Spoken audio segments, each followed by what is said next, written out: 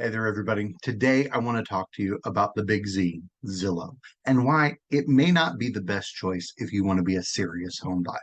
See, Zillow can be a great resource to get started with your home search. It's free to use, has a vast database that's connected to MLS associations all over the country to show you homes for sale. But there are a few things that you need to keep in mind when using Zillow. First, Zillow's data, by their own disclosure, that fine print in the bottom, is not always accurate. The prices on Zillow, especially for off sale or off market homes, are just estimates and they can be way off. I've seen Zillow estimates or Zestimates that were off by hundreds of thousands of dollars. My own home is off by about $30,000 from what it would actually be worth on today's market. Secondly, Zillow doesn't always show all the homes that are for sale. They can't. No one site can, in all honesty. But many sellers choose to list their home exclusively through a realtor or through another site or just with a sign in the yard. They're not going to show up on Zillow. But as a realtor, I have access not only to the MLS, but all the sites, including off market property groups. And that database is going to give you more options than just using one search site. Third, Zillow doesn't give you a complete picture of the home. It only shows the listing information or publicly available data, which is often incomplete and can sometimes be outdated.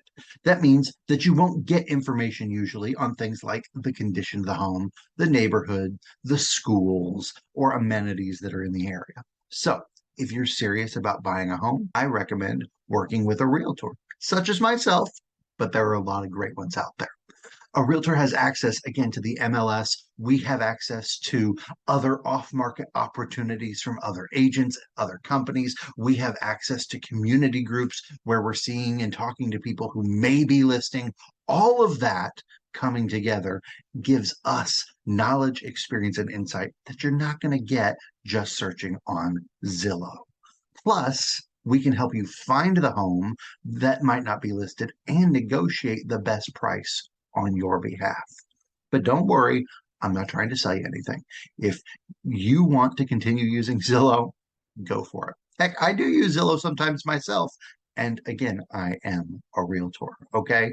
But in the meantime, here are a few things you need to make sure that you do when you're starting your home buying journey.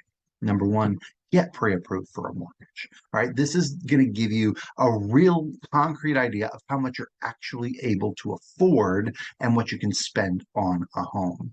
Second, start saving for your down payment if you haven't already. The more money you can put down, the lower your monthly payments will be. However, don't fret if you don't have lots of money to put down. There are options that can include zero down payment options for certain buyers and situations.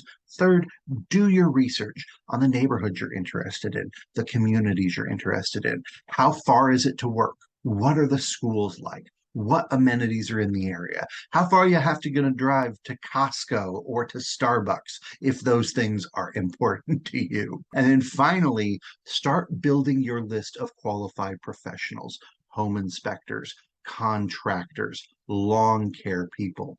Guess what? I have qualified individuals that I know are going to do a good job and take care of you. Other agents likely will as well. If you work with a professional, we are going to share that information with you at your request. So I hope these tips help. I hope this information helps you understand that Zillow can be a great resource, but it is certainly not what you want to use when you are actively searching for your home in most cases.